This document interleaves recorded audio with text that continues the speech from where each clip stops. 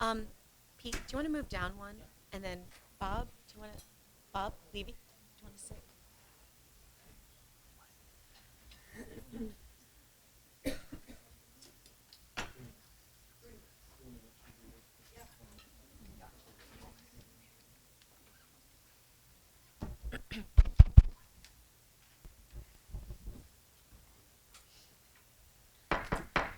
I'd like to call this meeting to order. Our special meeting for Monday, November 4th, 2019. May I have a roll call, please, Mr. Calavita? Mr. DiDonato? Present. Ms. Linthorst? Here. Ms. Long? Here. Mr. Markulek? Here. Ms. Murray? Here. Ms. O'Reilly? Here. Ms. Pollara? Here. Ms. Tracy? Here. We have a quorum. Thank you. The New Jersey Open Public Meetings Law was enacted to ensure the right of the public to have advance notice of and to attend the meetings of public bodies at which any business affecting their interest is discussed or acted upon. In accordance with the provisions of the Act, the Hopewell Valley Regional Board of Education has caused notice of this meeting to be published by having the date, time, and place thereof communicated to the Hopewell Valley News, the Times, and the Trentonian. This meeting notice was also sent to Comcast Cable and Verizon Fios. The board reserves the right to enter into executive session during all meetings of the Board of Education.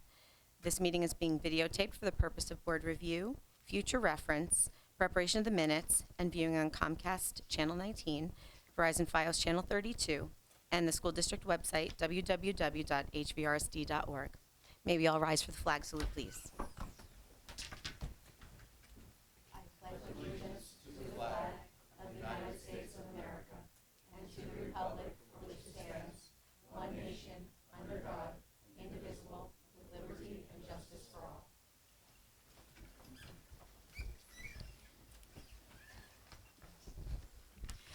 Thank you all for coming this evening. We will do a public comment first, and then we will go into executive session for the remainder of our meeting. No action will be taken during our executive session. After. Members of the public are invited to address the board on any matter for a maximum of 3 minutes during this portion of the meeting.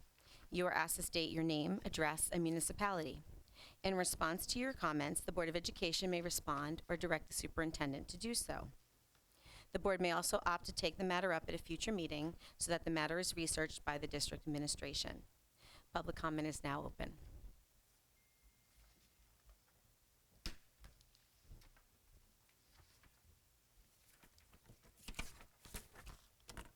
Hello, my name is Heidi Wallenius, and I live at 93 West Prospect Street in Hopewell Borough. My daughter is a recent Hopewell graduate, and my son attends Timberlane. I am here as a community member, a parent, and a friend of the victim and her family. I will focus my comments on specific concerns. I have many others, but I know there are others who will speak tonight.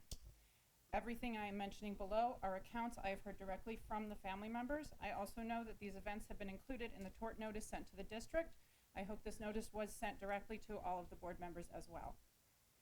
The inaction on the part of the adults, staff, and others who witnessed inappropriate behavior and did not intervene at the time is the first concern I will discuss. The child that I am referring to met Mark Amantia in the spring of 2016 on the lacrosse field. She was in 7th grade. He would hover over her, invading her personal space, and would ignore her request to let her focus on the game. Other students witnessed and endured this harassment as well, and not one of the other adults present who could see what was happening to her as well as to other girls on the field spoke up to intervene.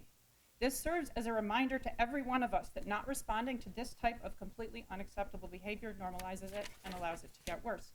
Another time in 8th grade, he came up behind the student in the cafeteria in full view of teachers and students, squeezing her shoulders, and she was only able to escape by sliding under the table, where she remained until he left. Still, no one did or said anything to stop this. He was not only victimizing her, he was modeling and normalizing sexual harassment for every child in that cafeteria, every single girl and every single boy, as was every adult who witnessed this behavior and said nothing. My question to the district is this: how is this allowed to happen? How can you be providing the required training on sexual assault and still have staff who do not recognize the most blatant signs? What new training are you putting in place, and what regulations are reviewing to make sure this never happens again? My next concern is the failure of the staff and administration to take the allegations made seriously and report them. After the student confided in a friend and hearing that her friend, as well as others, had also been the target of his harassment to varying degrees, they went together to their guidance counselor. Although the counselor seemed concerned, she reassured the girls that he was just friendly and that she would speak to him. And for 2 weeks he did stop, but then he picked back up where he left off and with more vigor. She visited the counselor 3 more times in 2016 and complained about his behavior. While it does appear that the counselor reported these claims to her superiors, it is not clear how far up the chain of command these reports went. According to your own board policy 3281R, these 4 visits were more than adequate to mandate that these allegations be reported to the assistant superintendent in 2016. And he was obligated by that policy to begin a prompt and thorough investigation as per the section in that regulation. Even if he determined that the prohibited conduct did not happen, he is still obligated to meet with the staff members involved and the parents of the students to review the report. So my question there is, was an internal investigation done? And I just want to remind people that there were witnesses, and even though the child gave the name of the witnesses to the prosecutor's office, the prosecutor called the school, not the witnesses directly, and the parents of the witnesses told them a state investigator would like to speak with their child, but she could not give them details, and it was optional. And not surprisingly, not a single witness was interviewed, a single student witness. And so if there wasn't really an investigation, if so if we know that so many of this child's complaints were overlooked, have any other students made complaints? That is a question. And Thank you, Ms. Melanius. I can leave the rest of my statement for the board. Thank you.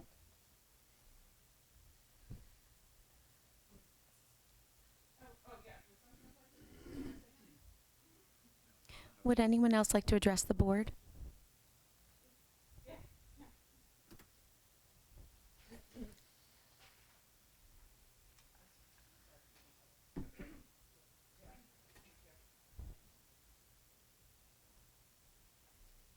Hi, I'm Lori Saporito, 41 Hart Avenue, Hopewell Borough.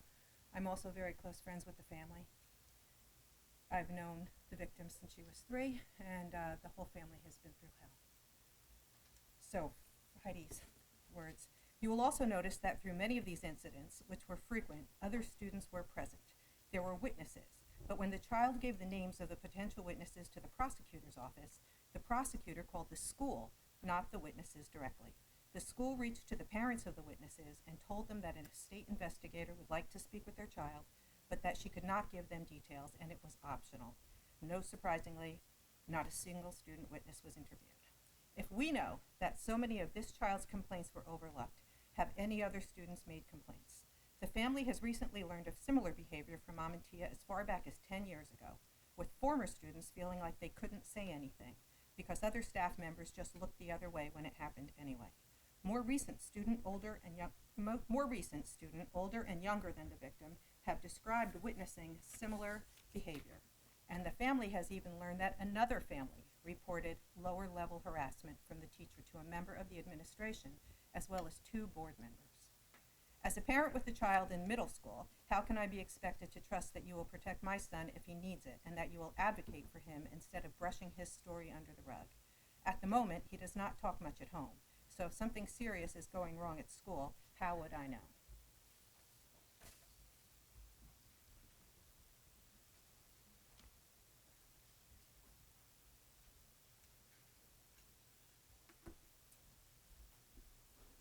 Hi, my name's Melissa Cookman. I live at 35B East Broad Street in Hopewell Borough. I wanted to say, first of all, we all work really hard to teach our children what to do when they don't feel safe, and this child went to the person that's supposed to help protect her, her guidance counselor, who may or may not have, I believe, did pass the information on, and she assumed as a child that that would take care of her, and she was completely let down by the process of that. And I do have a question. If it was reported the district is saying that you first learned about it in 2018, but it was reported in 2016. 4 times it was reported, and I'd like to know who knew about it in 2016, and why are we sitting here in almost 2020 having to ask these questions? It's just unconscionable that it isn't clear. And I would also, I know we're innocent until proven guilty, but I question the wise decision that the teacher is still in that school every single day. Thank you for listening.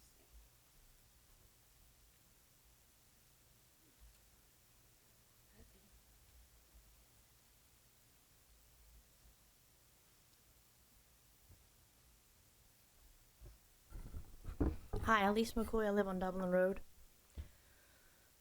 I want to tell you, I was a victim of molestation when I was a child, and so was my son.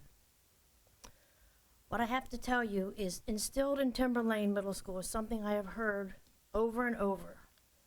See something or hear something, say something. It's everyone's responsibility to report what's going on.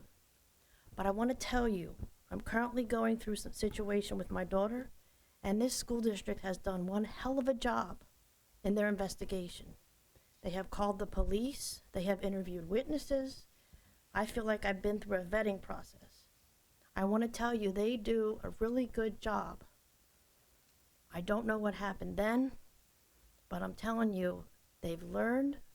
You know, they're doing an awesome job now. They've made my daughter feel safe. We've talked to them. And the other thing is, when I was alerted to this situation that happened with my daughter, I, as a parent, 8 o'clock in the morning, was in Dr. Smith's office with my husband the next morning to find out what was going on. I don't know if this occurred. I, as a parent, I have I talked to as many people as I can to figure out what to do. And then the school district has been wonderful supporting my 11-year-old.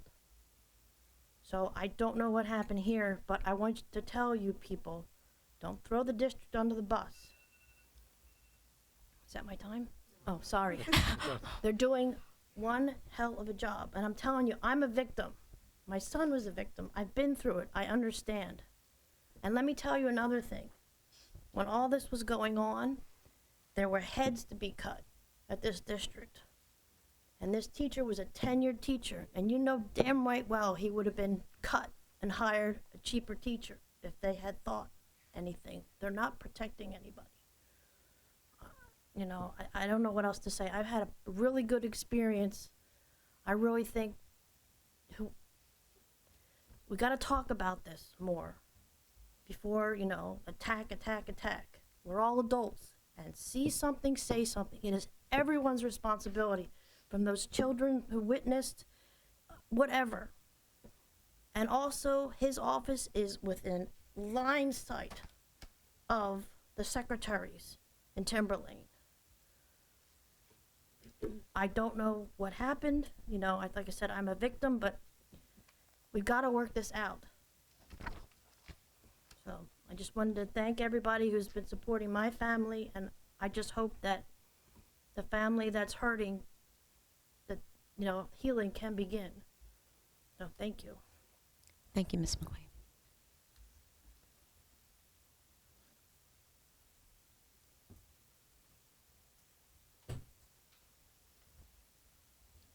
Good evening. My name is Janet Neal. I live on 20 Scudder Court in Pennington. I wasn't planning to talk, but I don't know the family. I know the teacher a little bit. I have 4 kids in the school system. I've had personal conversations with all of them to see what they felt about this and whatnot. They've never felt uncomfortable, but it could be their personality. However, it is widely known that he tends to be, someone used the word flirtatious, some said more affectionate, tends to touch hands on shoulders, whatnot. However, especially in this day and age, no one should be touching anybody, even if it meant nothing by it. So I guess my question to you is what's being done to train people? Because I know if I was in a workplace and someone came up to me and touched me, put my hands, you know, that's like my personal space, and that's a no-no. So it should be the same with the school, especially with the kids.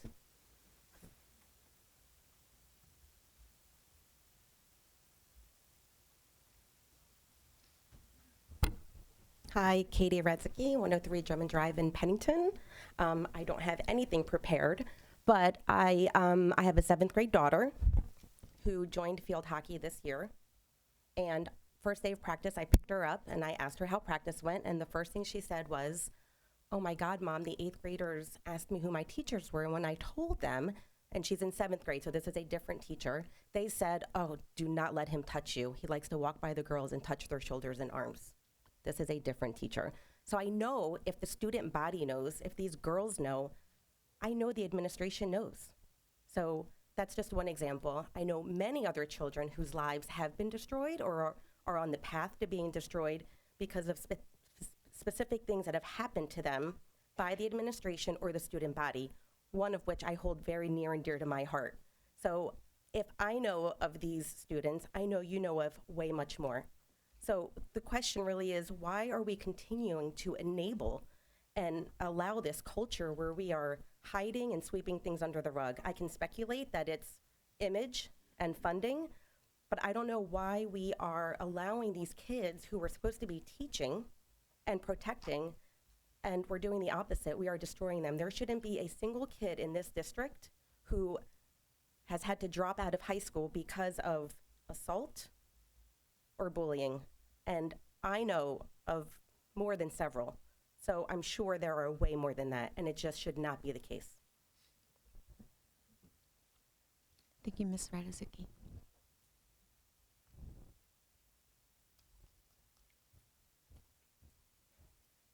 Hi, my name is Layla Rich. I live at 1 Newell Place in Hopewell, New Jersey, in the borough. I get a little nervous in front of microphones, so thank you for creating a space for us to raise our comments and questions. So I just have 3 questions. What are the district's policies around the role and responsibility of a staff member when they suspect or are informed of an allegation of misconduct? I'd like to understand why an investigation wasn't conducted in 2016 when, from the news reports that I've read, it states that the student reported claims of misconduct. And I'd like to also understand what training is put in place for district staff around handling allegations of suspected misconduct. Thank you. Thank you, Ms. Rich.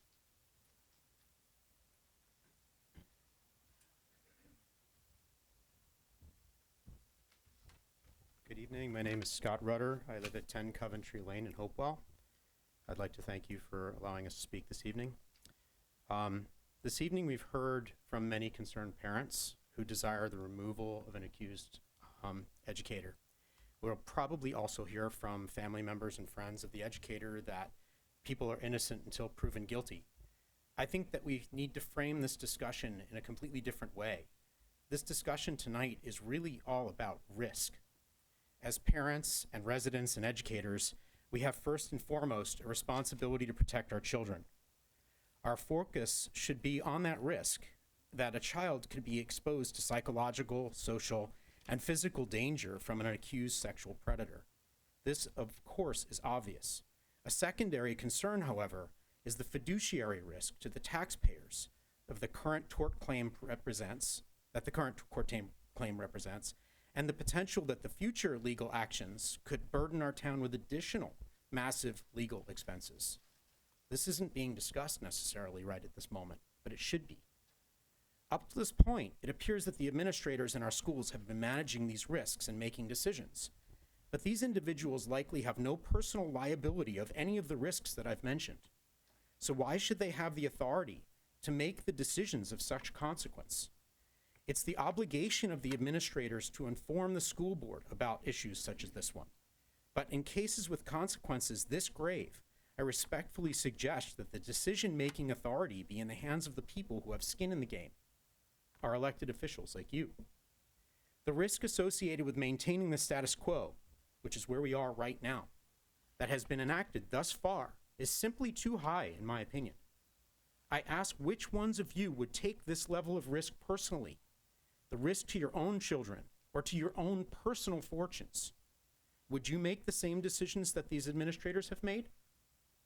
There's a very real possibility that this is not an isolated incident and that our community could face both harm to additional children and we could incur additional litigation expenses. As such, I suggest that the discussion of this evening not be framed as a decision to side with the accused educator or with the concerned parents. It should be framed as a decision to define the risk-making authority and to manage that risk so that our children and our community can be protected from harm to the greatest degree possible. Thank you. Thank you, Mr. Rutter.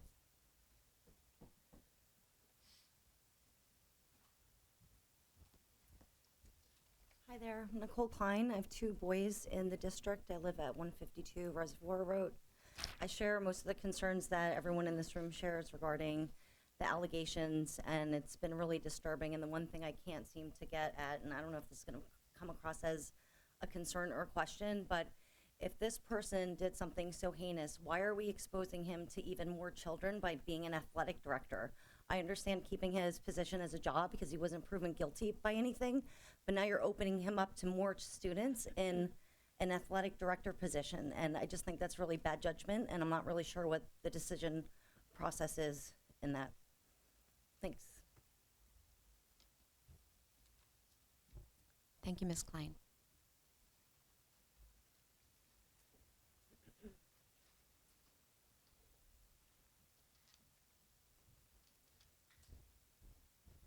Hi, my name is Cheryl Hogan. I live at 17 Elm Street in Hopewell Borough.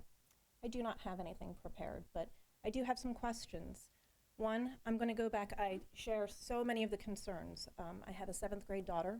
I can tell you, if this man continues to teach in the school district, you will be getting a phone call from me that she will not be allowed in his class. She plays volleyball. I'm concerned. I witnessed this man as an athletic director after school, talking to the kids, just kind of milling around, hearing stories of asking single children to come with him. Oh, let's go check if there's a first aid kit. Oh, come with me. Predators, by nature, are not creepy people. They're people like us. They put themselves in positions of power. They put themselves in position to have as much access to children as they can. Do your research. Look at Sandusky.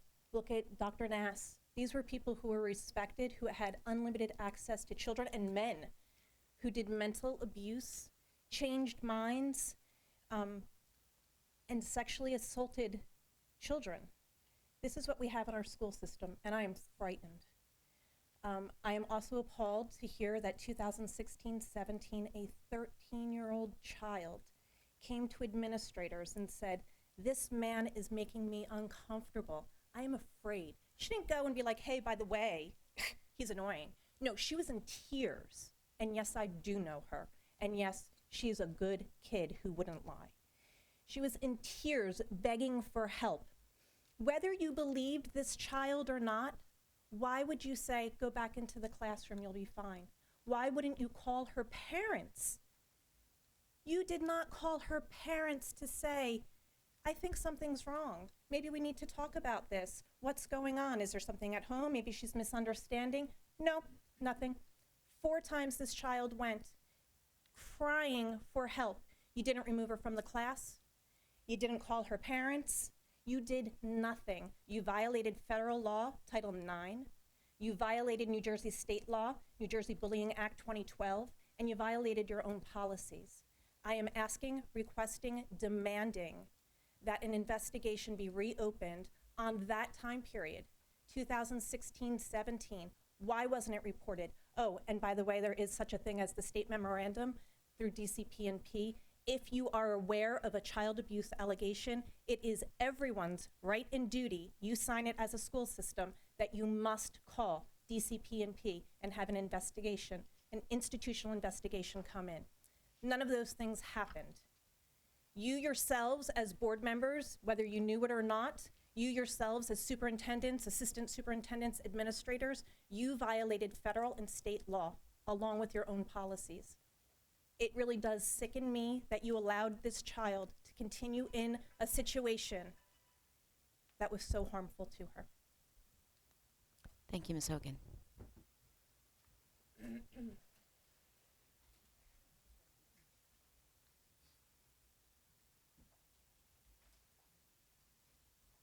Would anyone else like to address the board?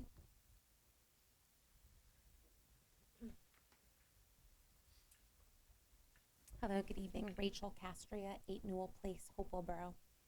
I am a neighbor of the victim. And I just want to give you a little bit of background in regards to what's going on here. And I hope everyone pays attention to me because I've been noticing not everyone has. So anyway, to the people that have been up here and trying to pour their hearts out about a family who has been absolutely so wonderful. I live on the same street as the victim. And it's a very small cul-de-sac. We have 4 houses and then 2 houses at the top. We all have kids in the school district. Everybody has had kids in the school district. And I just want to speak to this family, this absolutely wonderful, wonderful family, and this girl who has babysat all of our kids and is absolutely amazing. She is not one of those snooty teenagers. She has never been. She is somebody who is poised and wonderful and full of sunshine, and she has a natural smile, and she's not hoity-toity, and she doesn't care what other people think. She is just herself, and she's wonderful, and she's a beautiful girl. And her life has now forever been changed, and it's absolutely so sad. It's heartbreaking to see that happen. And I just want to say that seeing her and seeing their life in the last year, in the last couple of years, it's just deflated. It's a balloon. It's a wonderful, beautiful person who has just been deflated because the school district, whoever it was, whether it was the person she told, whether that was the person that was supposed to tell the next person, who was supposed to tell the next person, that chain of command was broken. And I'm really, really glad to hear that my friend Elise has a daughter and that's been taken care of. Like, she feels that that's been a positive thing that's happened recently. That's great. That's wonderful. I'm glad to hear that. But guess what? This didn't happen for this little girl who's now broken, super broken. And I just want to say reparations need to be made. Things need to change. And you need to understand that things were done wrong, and that needs to be admitted, changed, and this family needs to be able to move on. Thank you. Thank you, Ms. Castria.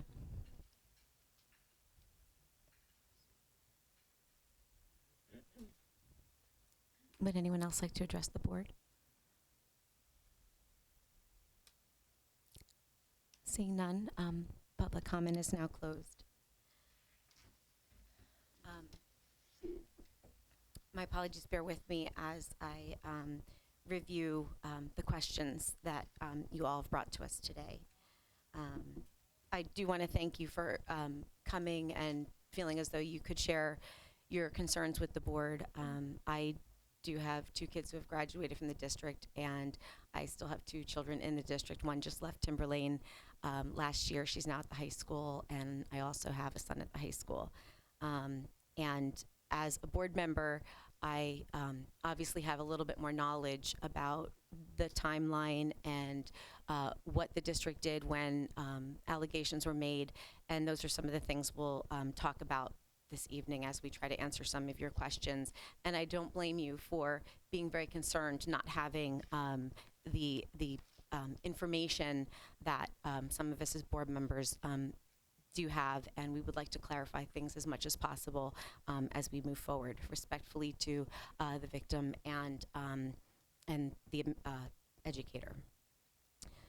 With that being said, I'd like to just kind of give a little overview of the things that we'd like to answer for you this evening as best as we can.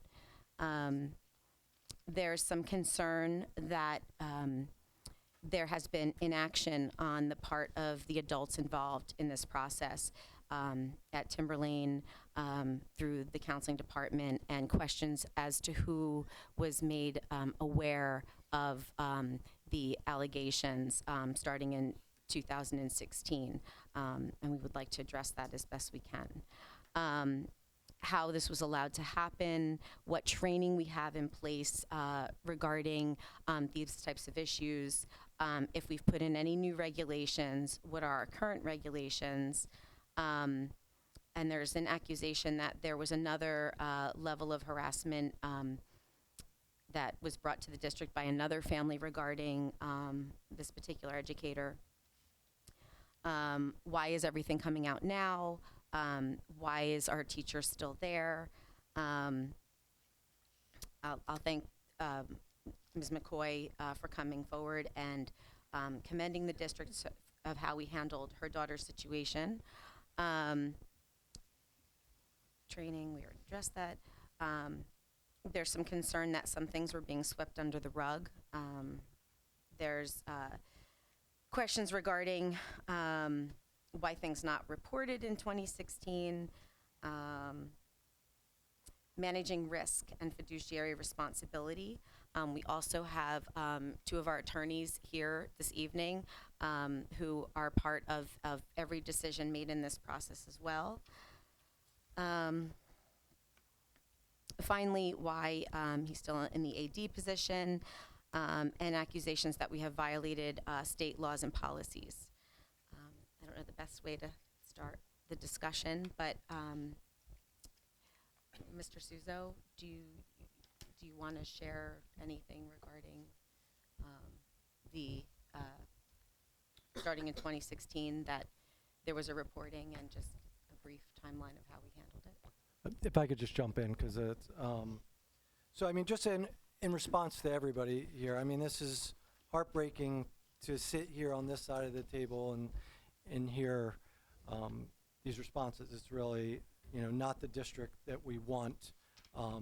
So I can assure you, and Ms. Wallenius, I think you were the first who brought it up, we're looking at everything. So, obviously it's a legal matter, and the board will be discussing it, so there's limited to what I can say, but to think that we haven't thought about this every day, certainly since it's been reported, is not true. I've thought about this. I've met with the family, as most of you know, on more than one occasion, and it's sad to be here in this situation. That being said,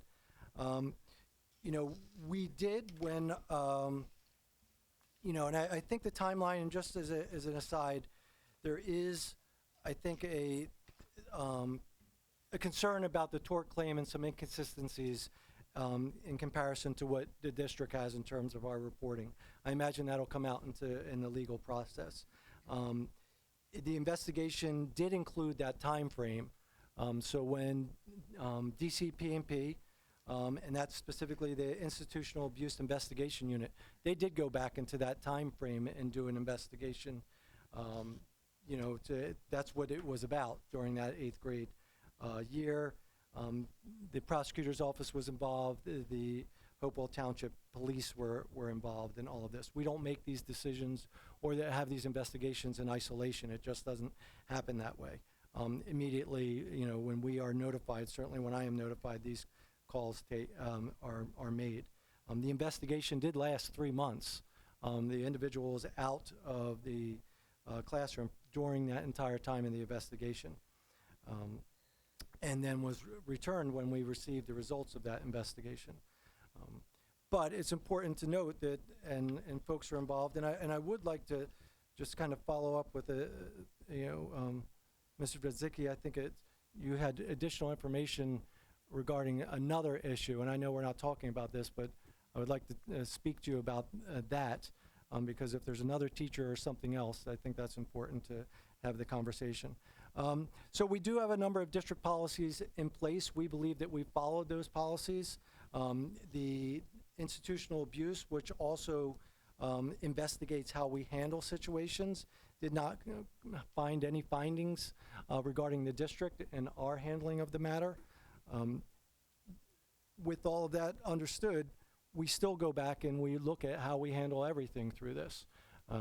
And we will continue to go back and make sure all teachers have to go through a reporting as part of their professional development, specifically resulting for sexual harassment annually. And we're going to revisit that to make sure that that is understood by everyone involved, and that they know what's going on or how to report information in the future. Again, I just wanted to go back. I mean, there was information that was brought up this evening, and information in the tort report that is inconsistent with our district reports that we will be discussing and reviewing as part of this as we go through the legal process. Dr. Smith, if I can just jump in for a moment, because we did discuss to some degree about DCPMP. I think it would help the parents to appreciate what these various entities who come in, it is specifically their profession, their jobs to ensure the safety of our children. If you could just talk a little bit about who the DCPMP is and institutional abuse and how, how they investigate. Sure. Whenever there's an incident in schools like this, schools are required to contact two entities. One is the local police, also is DCPMP, which is the old DIFAS, Divisions of Children and Families Institutional Abuse Investigation Unit, who specifically we called and we were provided a case manager. That call did take place.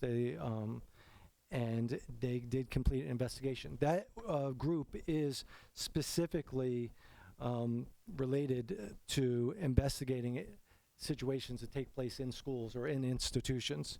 That is their main job, is to come in and conduct the investigation. As I mentioned, they conducted a lengthy investigation of this situation, and the results were, as I had shared, that it was unfounded. Thank you. And I think maybe one of the questions that we haven't answered yet is what our policy or position is on how educators handle children.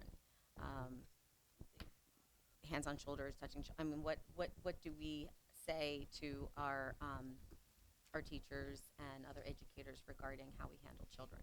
So I think Mrs. Neal said it best. That certainly the world has changed. Certainly when I was in elementary school, and we do have those discussions with staff members.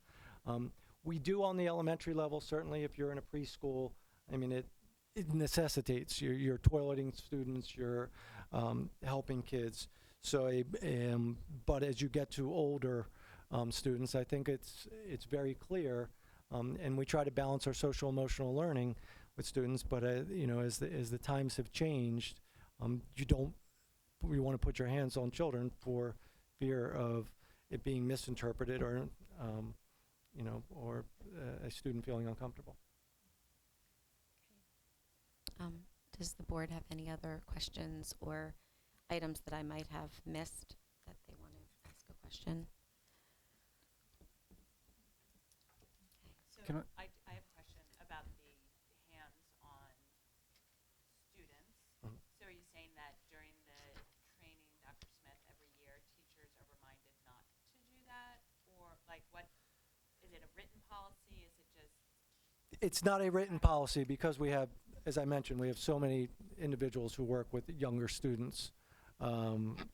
So there is no written policy, and I don't know of any local area that has a written policy prohibiting that.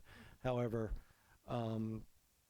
it's I think, as I mentioned, the times have changed, and we've had conversations with staff of you don't want to be alone with a student, and you don't want to put your hands on a student that they might construe as inappropriate.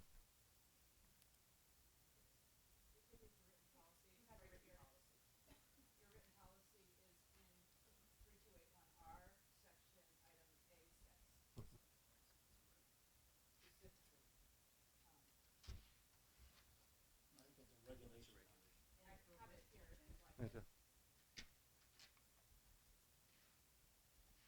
Mhm. Mhm. Inappropriate conduct. Inappropriate Good. physical contact. Yeah, so it's not specifically. It's not specific. We have teachers who high five kids all the time and shake hands. I know we have a principal. Every kid who comes in the building gets a high five. So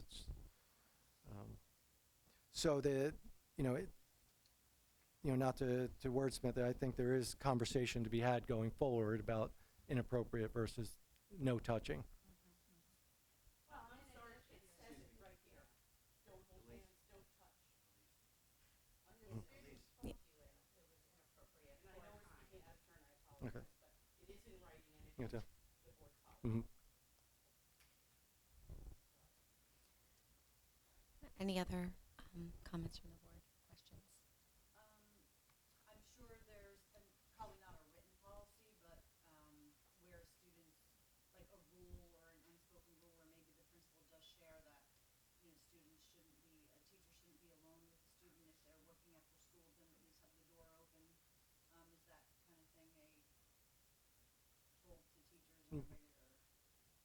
That's accurate, yes. Yes. They should either not be alone or at least have the door open so that nothing could be perceived as wrongdoing either, right? Correct.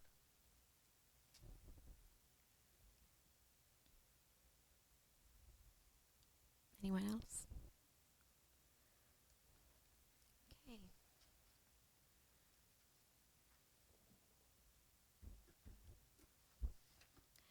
Thank you all for coming out this evening, and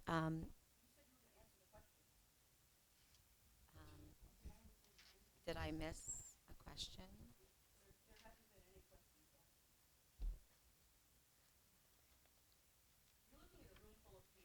Yes. Most of whom are so upset and disturbed, and you know that, and I recognize that. And most of you are probably parents. But I feel like we are being given not to say a line, but perhaps the administrators didn't share with the board what was going on. Mhm. Because you can only know what you're told. You're not in the school. That's not your responsibility in the school. But the fact that we're all sitting here, and if you know anything, if there are 50 some of us sitting here, there are hundreds out there if we can come. And I think we are owed, and I don't have children here, but we are owed an answer and an explanation. Because if one child was hurt, 10 children were hurt.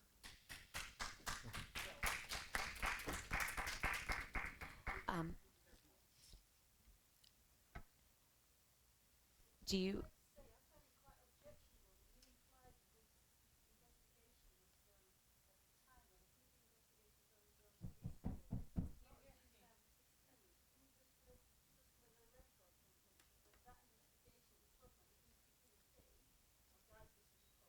Yep.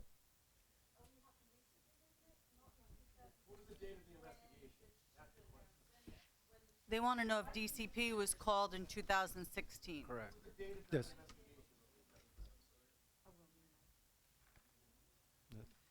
I think the question that wasn't answered that they're repeating again is, was the DCP called? What investigation was done in 2016? And if it can't be answered because of legal information or whatever, should the attorney be sharing something? Okay. Madam President, this the public really needs to observe decorum. Excuse me, Mr. Green. We deserve answers. You're not on the board. Just answer the question. Yeah, all we want are answers. Why, you have to ask them. So we do have evidence that DCP&P was called in 2016. In 2016, correct. And then they were called again. Yeah. So there's evidence that when the incident was reported in 2016-17 school year, that DCP&P was called. And all the other children, because families here, whose children have said he touches inappropriately, watch out for him, that we ignore. You know, there's a humanity here. It doesn't just have to be about the investigation. This man did something wrong. I totally understand what I understand what you're saying. I can only respond to the question, was DCP&P called during that investigation? Okay. Okay, can we refrain? Public comment is closed. Can you open another one then? Will we have a public comment after our executive session? It could. Go down the list of the questions and either state we can't answer this due to legal reasons, or we can provide an answer. I think because that's. Or we can provide an answer at a later date too. Doesn't Yeah, necessarily have to be right this minute. Well, Go down the list of things that everyone who stood there through public comment, because that's what that's for. If you didn't stand up for public comment, then you're not going to get a question answered. But I think let's just go down the list and state three things: either give an answer, we can't do it due to legal reasons, or we can answer it at a later time. I think. Okay, we can't.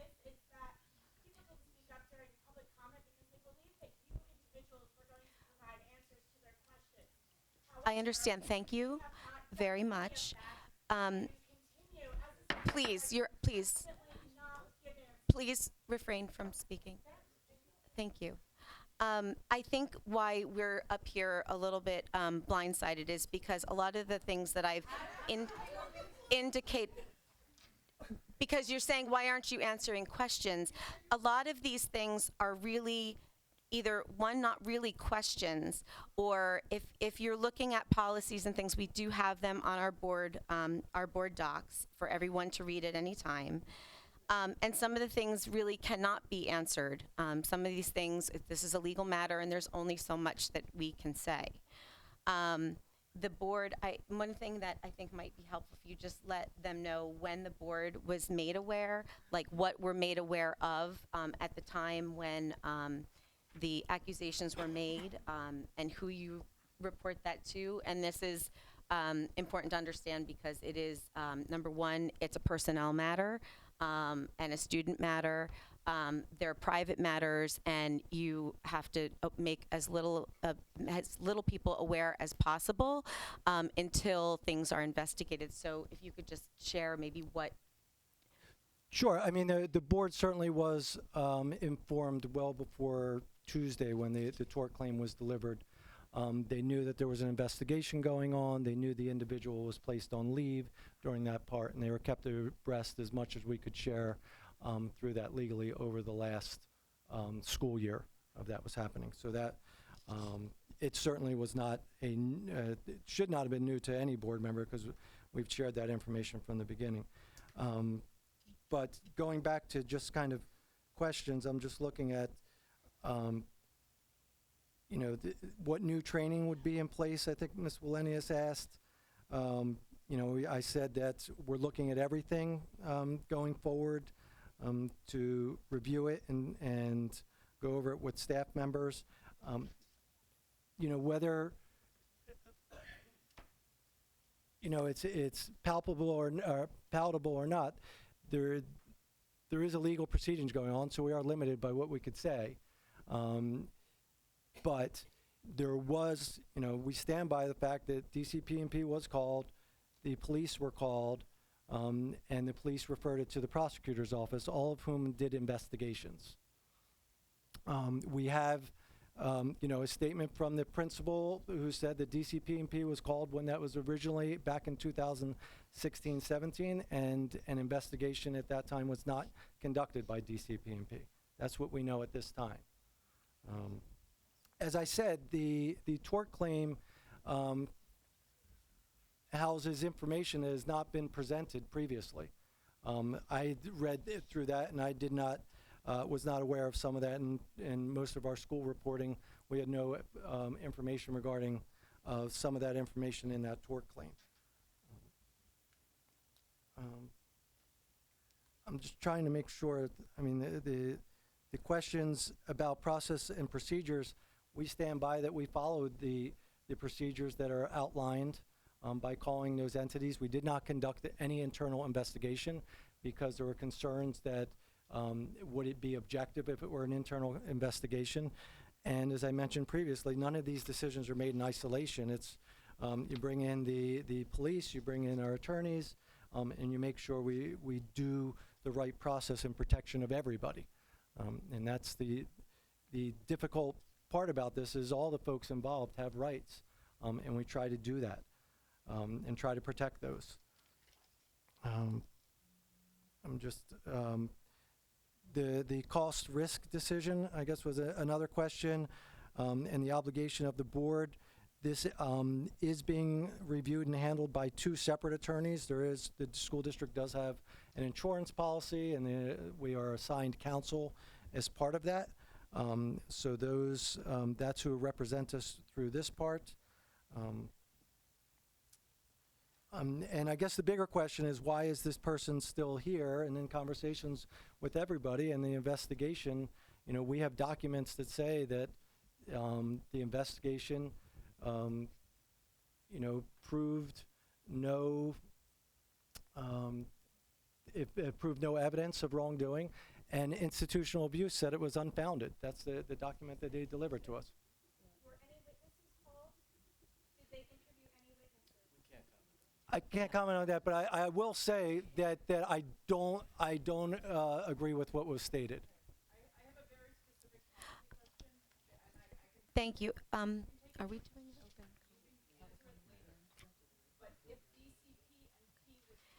Okay, thank you, Ms. Milenius. We're going to go into our executive session. I have one question, and it's directly associated with this risk.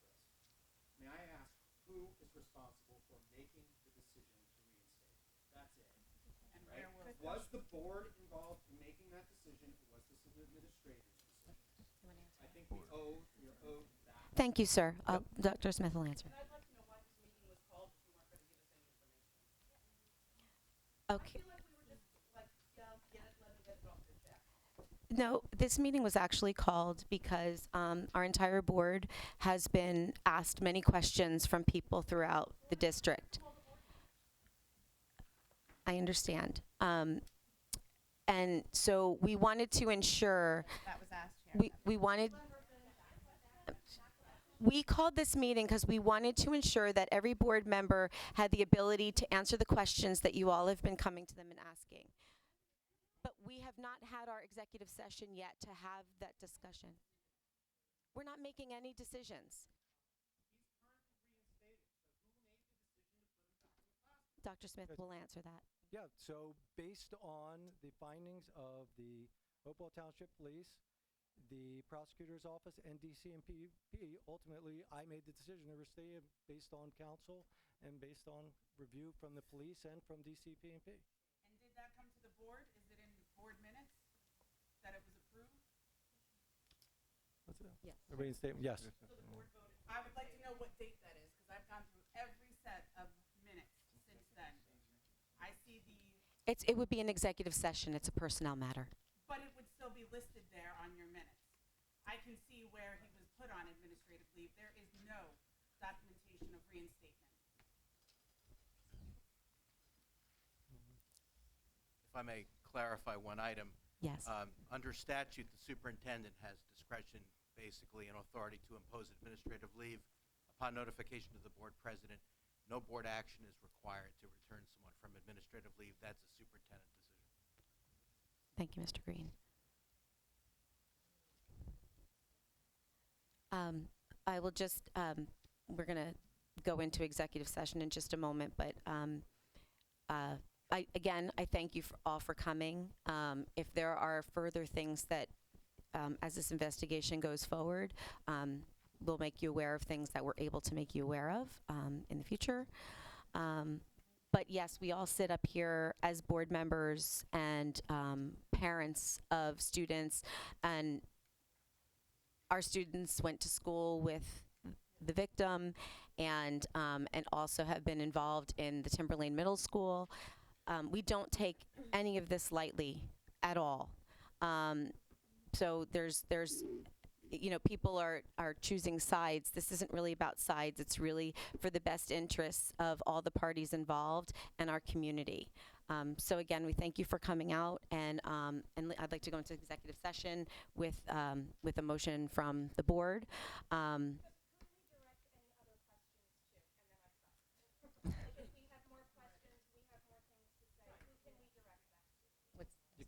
You could direct them to me if they're going to the board, or you're going to me. You could send them to me.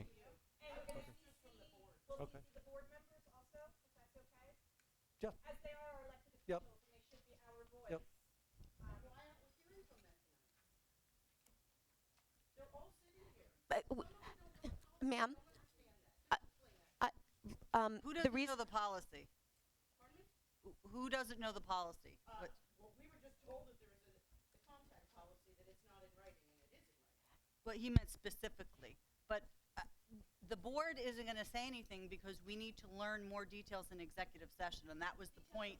That was the point of this meeting tonight. You guys know. You know what happened. For our executive session for Yes. the board. No, community also, but for executive session. So I'm waiting for executive session to find out more. Who's the board? Why doesn't the board have the full investigation of what happened? Why do? We have questions. The board has questions. But why do we know more So than you you? need to let Mr. us Green. ask those questions. Exactly. The purpose of this meeting is for the Board of Education to conduct an executive session to basically look into this further. They're not going to have any further comment until they're going to review it. The board members individually do not have individual authority and frankly should not be speaking on a legal matter. The president is the spokesperson for the board, the superintendent is the spokesperson for the district, and they're the ones who will comment on any of this. So, But their parents, they can walk out here and. well, in terms of this, certainly we're open and to listening to you and hearing your concerns, and there will be responses. But tonight, the purpose of this meeting is really for us to focus on it internally first and get our hands on it. We hear. So we will be back November 18th. Is that when we will have another board meeting in regards to this? That is your next scheduled board meeting. That is the next board meeting that's not specifically for this topic. For community discussion. Yeah, you can raise public comment at that meeting. We can all get 3 minutes and ask the same question. And get no answers. There are going to be limits to what we can say because it isn't litigation, because it involves a personnel matter, it involves an individual who has rights as a teacher and an employee. So there are limitations to the kinds of comments we can make. Well, frankly, with all due respect to everyone, this has been investigated. It continues to be evaluated. And there are going to be limits to how much you're going to be hearing about it from us in public. But that's not to say your concerns are not being heard and dealt with. It's just that there are limits to what we're going to be saying. Just because charges were not filed does not I mean, mean at this that point, nothing happened. I think we go into executive session. Thank you. May I have a motion, please, to go out of public session and into executive session? All those in favor? Aye. Oppose, abstain? Motion carries.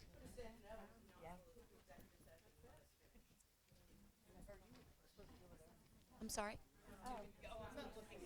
No, I know, but I think back to the galley area. Sending it directly to. Kids have a choice. The kids have a choice. Sorry, it was a little creepy.